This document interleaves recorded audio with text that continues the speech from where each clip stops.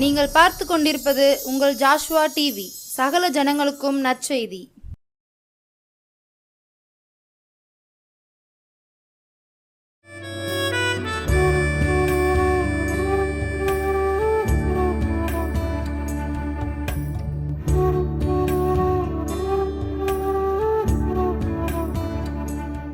ஆண்டவரும் இரட்சகருமாய் இயேசுவின் நாமத்தினாலே ஜாஸ்வா டிவி அனைவருக்கும் அன்பின் சமாதான வாழ்த்துக்களை தெரிவித்துக் கொள்கிறேன். இந்த நாளிலும் தேவன் நம்மோடு பேசும்படியாக கண்களை மூடி ஜெபிப்போமா.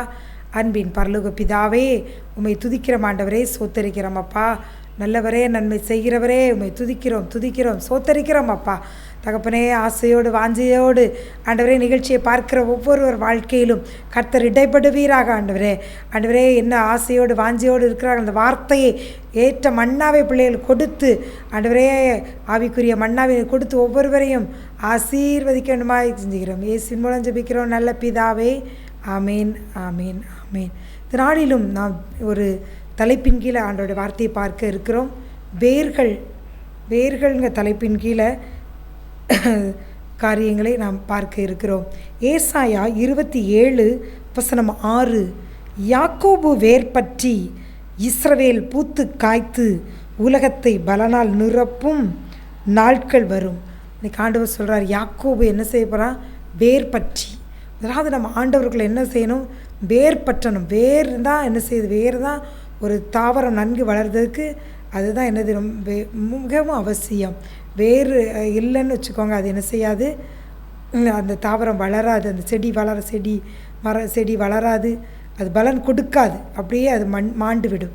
அதனால் வேர் பற்றி இன்னைக்கு ஆண்டவர் சொல்கிறாரு, யாக்கோபு யார்? நீங்கள் தான். வேர் பற்றி அந்த இஸ்ரவேல் யார்? நீங்கள் தான். பூத்து காய்த்து வேர் பற்றிட்டா போதும். ஆண்டவருக்குள்ளே வேர் பற்றினா போதும். பூ வருது, அப்புறம் காய்த்து, அப்புறம் என்னதான்? பழந்தான். உலகத்தை பல நாள் நிரப்பும் நாட்கள். அதுக்கடுத்து உங்கள் வாழ்க்கையெல்லாம் என்னது? செழிப்பு, பலன் அவரது நாட்களாக என்ன செய்ய போகுது? அது மாறப்போகுது அப்படின்னு சொல்லி ஆண்டவர் சொல்கிறார். வேர் பற்றி நீங்கள் வேர் பற்ற வேண்டும். உங்கள் வேர்கள் எப்படி இருக்க வேண்டும் என்று சொல்லி கூட சில காரியங்கள் நாம் பார்க்க போகிறோம். முதலாவது ஆண்டவர் வாக்குத்தத்தம் கொடுத்துட்டார். நீ வேர் பற்றி, யாக்கோபு வேர் பற்றி, இஸ்ரவேல் நீ என்ன செய்ய போகிற? பூத்து காய்த்து ஒரு நல்ல ஒரு தாவரம் வேர் பற்றிட்டுனா அது என்ன செய்யும்? அப்புறம் அப்படி என்ன செய்யும்? பூவு, காய், பழம் அப்படின்னு சொல்லி கிளை அப்படியே பறந்து விரிந்து பார்க்கவே அழகாக என்ன செஞ்சிடும்? நல்ல பெரிய விருட்சமாக மாறிடும். அதே போல் தான் உங்கள் வாழ்க்கையும். நீங்கள் ஆண்டவருக்குள்ளே வேர் பற்றும் போது தான் நீங்கள் பூத்து காய்த்து நீங்கள் உலகத்தையே நீங்கள் பல நாள் நிரப்பக்கூடிய ஒரு நாட்கள் வருதுன்னு ஒரு தீர்க்க தரிசன வார்த்தையை ஆண்டவர் இன்னைக்கு உங்களுக்கு சொல்லுதார். அடுத்து நம்ம முதலாவது சில வேர்களை பற்றி நாம் பார்க்க போகிறோம். நீங்கள் ஆண்டவருடைய இரத்தத்தால் கழுவப்பட்டு நீதிமான்களாக இருந்தீங்கன்னா வசனம் சொல்லுகிறது, நீதிமொழிகள் 12:12 நீதிமொழிகள் 12:12 வசனம் சொல்கிறது, 12 பின்பகுதியில் நீதிமானுடைய வேர் கனி கொடுக்கும். நீதிமான் யார்? நம்ம ஒவ்வொருத்தரும் நீதிமான் தான். இயேசுவின் இரத்தத்தால் நம்ம கழுவப்பட்டு நம்ம நீதிமானாக நம்ம இருந்தோம்னா வாழ்க்கை எப்படி இருக்கும்? கனி கொடுக்குற ஒரு வாழ்க்கை. அது நம்ம வாழ்க்கை எல்லாம் நம்ம கனி கொடுக்குறத என்ன? மற்றவர்களுக்கு ஒரு பிரயோஜனமுள்ள வாழ்க்கை. ஒரு கஷ்டப்படுறவங்களுக்கு அவள் கஷ்டத்தில் பண உதவி கொடுத்து செய்ய முடியாட்டாலும் ஒரு வார்த்தை, இயேசு இருக்கிறார், உனக்கு அவர் ஆறுதல் செய்வார், அவர்கிட்ட வா, நீ ஜெபி, உனக்கு நன்மை செய்வார், நீ ஆலயத்துக்கு வா, அவரை தேடு, அப்போ நீ பிழைச்சிக்கிடுவ அப்படின்னு சொல்கிறது தான். அப்படி நம்ம சொல்கிறது தான் என்னது? கனி கொடுக்குற ஒரு வாழ்க்கை. மல்லி கொடுக்காட்டாலும் இயேசுவை நாம் கொடுக்கும் பொழுது, ஆறுதலான வார்த்தைகள் பேசும் பொழுது உங்கள் வாழ்க்கை எப்படி கனி கொடுக்குற ஒரு வாழ்க்கையாக மாறும். நீதிமானுடைய வேர் என்ன செய்யுமா? கனி கொடுக்கும். நீங்கள் நீதிமானா? இயேசுவின் இரத்தத்தால் நான் நீதிமானாக மாறணும்னா என்ன செய்யணும் நீங்கள் நினைக்கலாம்.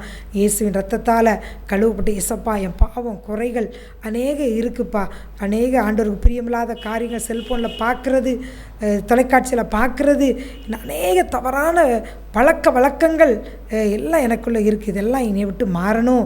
இரத்தத்தால் கழுவி என்னை பரிசுத்தப்படுத்துங்க, என்னை தூய்மைப்படுத்துங்க அப்படின்னு சொல்லி நீங்கள் கேட்கும்போது இயேசுவின் ரத்தம் இப்பொழுதே உங்களுக்குள்ளே இறங்கி உங்களை கழுவி என்ன செய்தது? நீதிமானாக மாற்றிடுது. அப்போது உங்கள் வேர் நீங்கள் என்ன செய்கிறீங்க? கனி கொடுக்கிறவர்களாக மாறுதீங்க.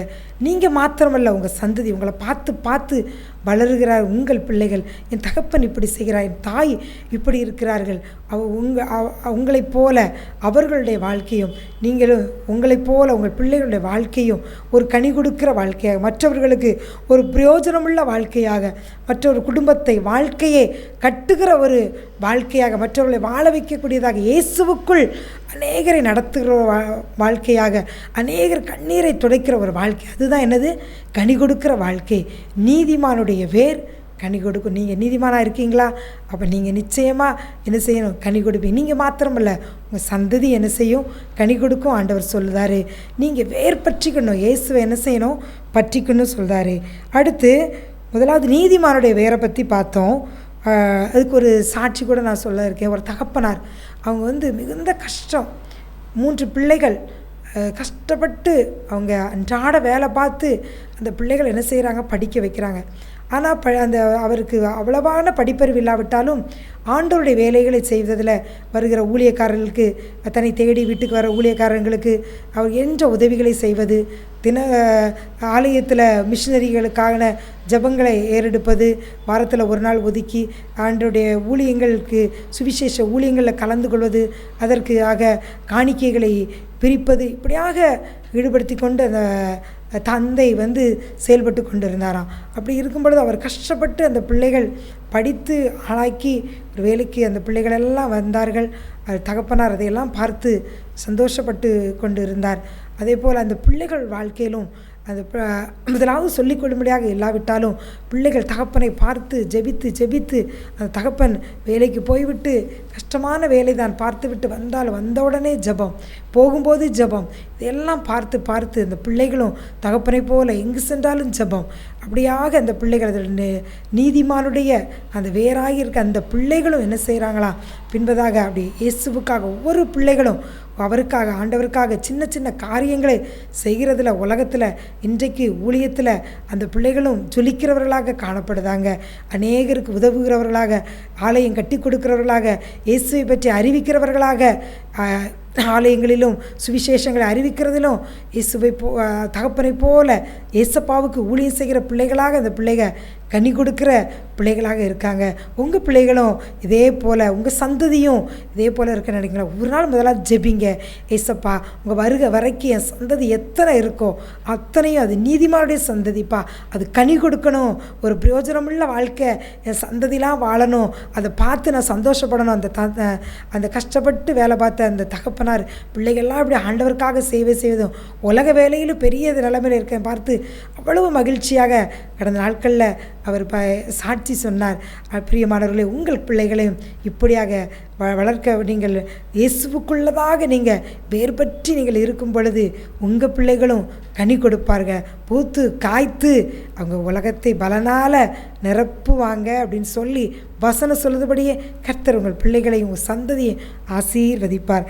அடுத்து நம்ம பார்த்தோன்னா நீதிமானுடைய வேர் என்ன செய்யும் நம்ம பார்த்தோம்? கனி கொடுக்கும் அப்படின்னு பார்த்தோம். அடுத்து தண்ணீர் அருகே இருக்கக்கூடிய வேர், தண்ணீர்கள் அருகே இருக்கக்கூடிய வேர் எப்படி இருக்கும் அப்படின்னு பார்த்தோன்னா யோபு 29:19, யோபு 29:19, என் வேர் தண்ணீர்களின் ஓரமாய் படர்ந்தது, என் கிளையின் மேல் பனி முழுவதும் தங்கி இருந்தது.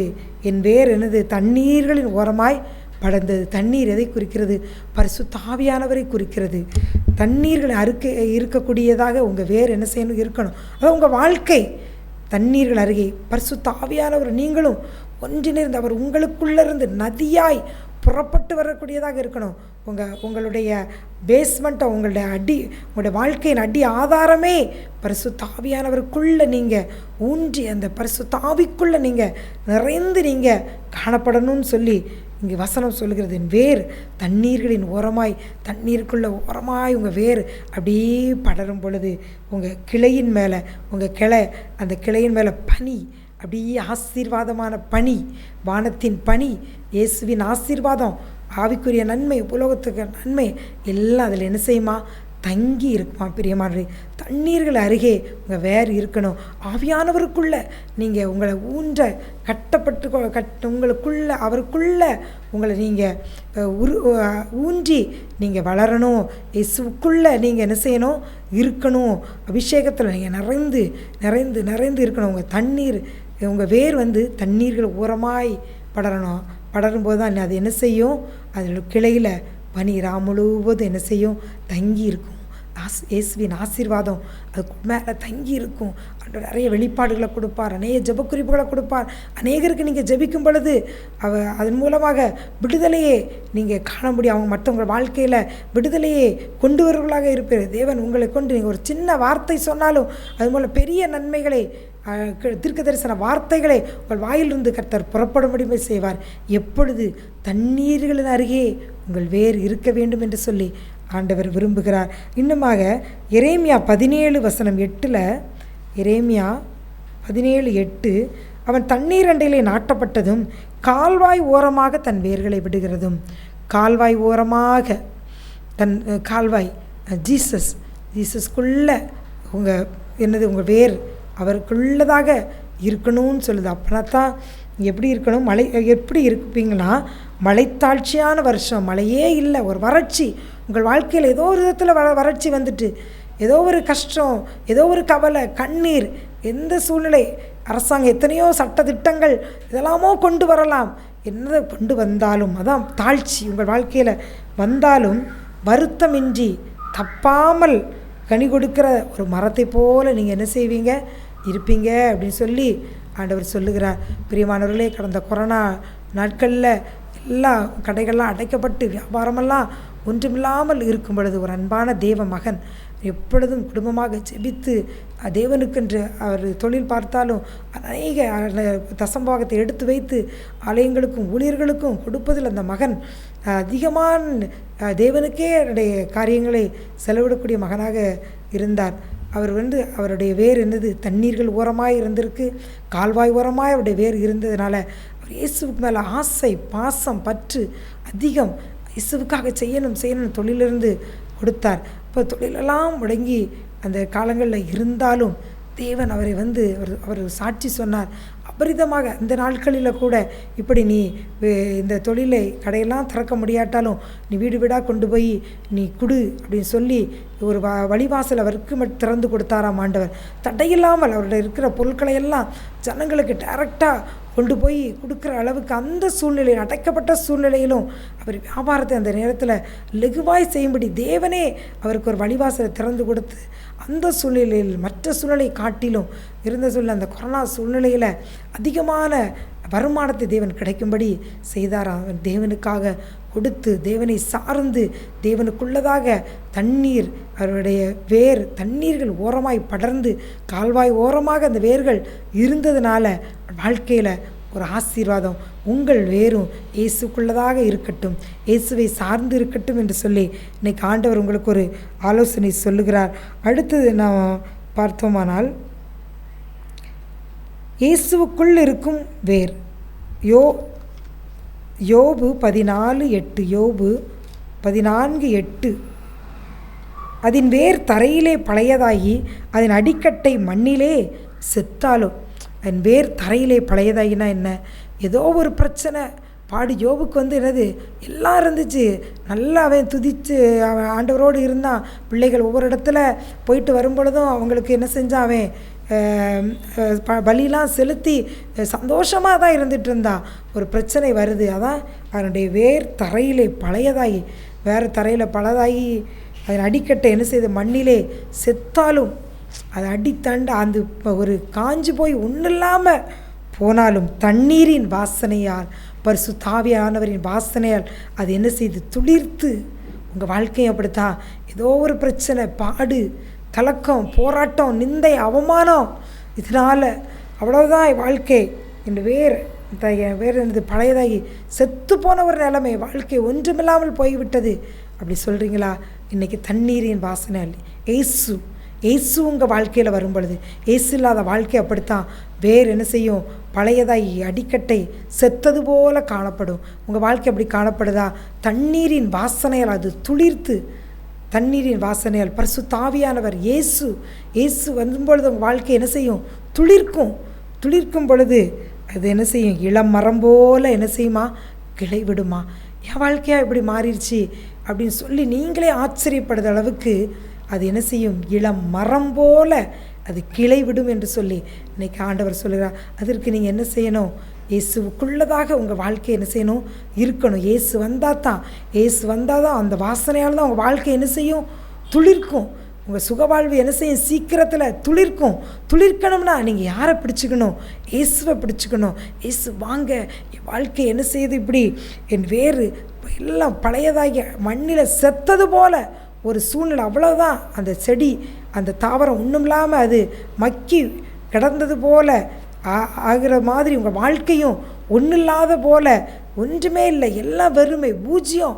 அப்படிப்பட்ட சூழ்நிலையில் நிற்கதியாகி ஆதரவற்று வறட்சி வறண்டதுமா வாழ்க்கை காணப்படுது அப்படி சொல்லியிருக்கீங்களா? ஜீசஸ் உங்கள் வாழ்க்கையை அவர் என்ன செய்வார்? அவருடைய வாசனையினால் வாழ்க்கையை துளிர்த்து இளமரம் போல் உங்கள் வாழ்க்கை என்ன செய்யும்? திருப்பி வாழ்க்கை துளிர்விடும். அதேபோல் தான் ரூத்து அன்னைக்கு என்ன செஞ்சா?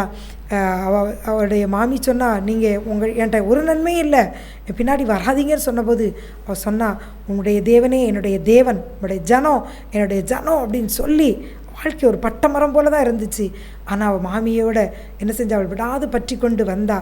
இஸ்ரவேலின் தேவன் மேலே செட்டைங்களை அடைக்கலமாக வந்தா. வாழ்க்கை என்ன செஞ்சிச்சு? போவாஸ் மூலமாக வாழ்க்கை துளிர்த்துச்சு. அவள் சந்ததியில் இயேசு கிறிஸ்துவே தோன்றும்படியான ஒரு பாக்கியம் கிடச்சிது. பிரியமானவர்களே, இதே போல தான் நீங்களும் என் தேவன் இயேசு தான் என் தெய்வம், இயேசுவை நான் நம்புகிறேன், அவரை நான் ஆராதிப்பேன், அவர்கிட்ட என் காரியத்தெல்லாம் சொல்லும்போது அப்படி தண்ணீரின் வாசனை, ஜீசஸோட வாசனையால் வாழ்க்கை ரூத்து வாழ்க்கையை துளிர்த்துது. அவள் வாழ்க்கை வறண்ட வாழ்க்கையில் கணவன் இல்லை, எல்லாம் ஒன்றுமே இல்லாத சூழ்நிலையில் அந்த போவாஸோடைய வயலுக்கு போகிறா. அந்த வயலுக்கு சொந்தக்காரி ஆகிறா. பெரிய ஆஸ்திக்காரனாக இருக்கான் போவாஸ். அப்போ இவளுக்கு அதில் பங்கு கிடைக்கிறது. அடுத்ததாக இவளுக்கு குழந்தைகள் பிறக்கிறார்கள். அவள் வாழ்க்கை செழிப்பாக மாறுகிறது. நீங்களும் இயேசுவை பிடிங்க, நீர் தான் என் தேவன் அப்படின்னு சொல்லி அவரை உறுதியாய் பிடிக்கும் பொழுது உங்களோட வாழ்க்கை வேறு தரையிலே பழையதாகி அடிக்கட்டை மண்ணிலே செத்தாலும் தண்ணீரின் வாசனையால் அது என்ன செய்யும்? இன்றைக்கி உங்கள் வாழ்க்கை துளிர்த்து இளமரம் போல அது என்ன செய்யும்? கிளை விடும். உங்கள் சுகவாழ்வு சீக்கிரத்தில் நிச்சயமாக துளிர்க்கும் என்று ஆண்டவர் சொல்லுகிறார். சில வேர்களை நாம் பார்த்தோம். தண்ணீர்கள் இருக்கக்கூடிய வேர். அடுத்ததாக நீதிமானுடைய வேர் என்ன செய்யும்? இயேசுவுக்குள்ள வேர் இருந்தால் அது என்ன செய்யும் சொல்லி கூட பார்த்தோம். இப்படிலாம் நம்ம வேர் இல்லை, நான் இயேசுவுக்குள்ளே இல்லை, நான் ஏதோ நான் எல்லாம் எனக்கு இருக்குது, இயேசு வேண்டாம், ஒன்று வேண்டாம், நான் என்னை மனம் போல் இருப்பேன், வாழ்க்கையில் நினச்சதெல்லாம் நடக்கு, நான் இப்படிலாம் முயற்சி செய்வேன், நான் அப்படி என்னுடைய வாழ்க்கை இப்படிலாம் ஆகிடும், நான் நினச்சபடிலாம் இருக்குது, என்கிட்ட எல்லாம் இருக்கிறது, மனிதர்கள் இருக்கிறார்கள், பொருளாதாரம் இருக்கிறது என்று சொல்லி கூட நீங்கள் இருக்கலாம்.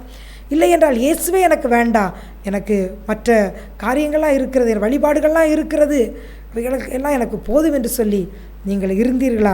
உங்களுடைய பரிதாப நிலைமையை குறித்து வேதம் ஒரு வார்த்தை சொல்கிறது. மத்தேயு 3:10. இப்பொழுதே கோடரியானது மரங்களின் வேர் அருகே வைத்திருக்கிறது. ஒரு கோடரி உங்கள் வாழ்க்கையில் வேறாகி உங்கள் வாழ்க்கையில் ஒரு கோடரி என்ன செஞ்சிருக்கு? வைக்கப்பட்டிருக்கிறது. நல்ல கனிகூடாத மரமெல்லாம் வெட்டுண்டு அக்கினியிலே போடப்படும். நீங்கள் இயேசு இருந்தால் தான், இயேசுக்குள்ள வேரூன்றி நீங்கள் இருந்தால் தான், அவருக்குள்ள தண்ணீரின் வாசனையால் தான் உங்கள் வாழ்க்கை துளிர்க்க முடியும். நீங்கள் அந்த தண்ணீர் ஓரமாக தான் உங்கள் கிளை படர்க்கணும். கால்வாய் ஓரமாக உங்கள் வேர் இருந்தால் தான் உங்கள் வாழ்க்கை கனி கொடுக்கும், நீங்கள் நீதிமானாக இருக்க முடியும். நீங்கள் அப்படிலாம் இல்லைனா உங்கள் வாழ்க்கையில் வேறு அருகே ஒரு கோடரி வைக்கப்பட்டிருக்கு. இயேசு இல்லைன்னா உங்களால் கனி கொடுக்க முடியாது. அந்த கோடரி என்ன செய்யப்படும்? கோடரி மூலமாக உங்கள் வாழ்க்கை என்ன செய்யும்? வெட்டப்பட்டு அது எங்கே போடப்படும்? நல்ல கனிகூடாத மரமெல்லாம் அக்கினியில் போடப்படும், நரகத்தில் போடப்படும் என்று சொல்லி தேவன் என்று எச்சரிக்கிறார். இயேசுவின் வருகை சமீபமாக இருக்கிறது. இயேசு சீக்கிரம் வரப்போகிறார். அதனால் உலகத்தில் இருக்கிற பாவங்கள் அசுத்தங்களுக்கெல்லாம் ஒதுக்கி வைத்து விட்டு இயேசுவை பிடித்து கொண்டு நல்ல கனி கொடுக்கிற ஒரு வாழ்க்கை வாழ இயேசு உங்களுக்கு அழைப்பு விடுக்கிறார். மனம் திரும்புதலுக்கென்று உங்களை இயேசு மனம் திரும்புங்கள், இயேசுவை பிடித்து கொள்ளுங்கள், நல்ல கனி கொடுக்கிறோம் நீங்கள் மாறுவீர்கள். இல்லைனா உங்கள் வேர் அருகே ஒரு கோடரி வைக்கப்பட்டிருக்கிறது, வெட்டப்பட்டு நீங்கள் அக்கினியிலே போடப்படுவீர்கள். நரகத்துக்கென்று நகரத்தில் போடப்படுவதற்காக நீங்கள் அழைக்கப்பட்டவர்கள் அல்ல, அந்த பரலோக பிரஜைகளாக உங்கள் ஒவ்வொருவரையும் தேவன் அழைத்து இருக்கிறார். இயேசுவுக்குள்ள வேர் பற்றி நீங்கள் பூத்து காய்த்து உலகத்தை பல நாள் நிரப்பக்கூடிய நீங்கள் வெட்டுண்ட அக்கினிலே போடப்பட வாழ்க்கை அல்ல. இயேசுக்கு நேராக ஓடி வந்து விடுங்கள். இயேசு உங்களை அழைக்கிறார். இயேசுவை பிடித்து கொள்ளுங்கள். இயேசுவுக்குள்ளதாக உங்கள் வேர் ஊன்றப்பட்ட ஒரு வாழ்க்கை, அவருக்குள்ள நீங்கள் வேரூன்றி கனி கொடுக்க இயேசு உங்களை அழைக்கிறார். இயேசுவை பிடித்து கொள்ளுங்கள். அப்படியே உங்களுக்காக ஜெபிக்கட்டுமா? தகப்பனே, நன்றி செலுத்துகிறோம் அப்பா. நல்ல கனி கொடாத மரமெல்லாம் வெட்டுண்டு அக்கினியிலே போடப்படும்னு எச்சரிப்பு விடுத்திருக்கிறீங்கப்பா. உங்கள் பிள்ளைகள் நல்ல கனி உங்களுக்குள்ள வேரூன்றி நல்ல கனி கொடுக்க ஒவ்வொருவருக்கும் உதவி செய்யுங்கப்பா. ஒவ்வொருவரும் ஆண்டவருங்க தாளந்து திறமைகளை உங்களுக்காக பயன்படுத்த கிருபை தாங்கப்பா. என்னென்ன நன்மைகளுக்காக எதிர்பார்த்த ஆசையோடு காத்திருக்கிறார்களோ அத்தனை நன்மையும் கொடுத்து இயேசு ஒவ்வொருவரையும் ஆசீர்வதிப்பீராக. ஜெபங்க எழும் நல்ல பிதாவே. ஆமேன், ஆமேன்.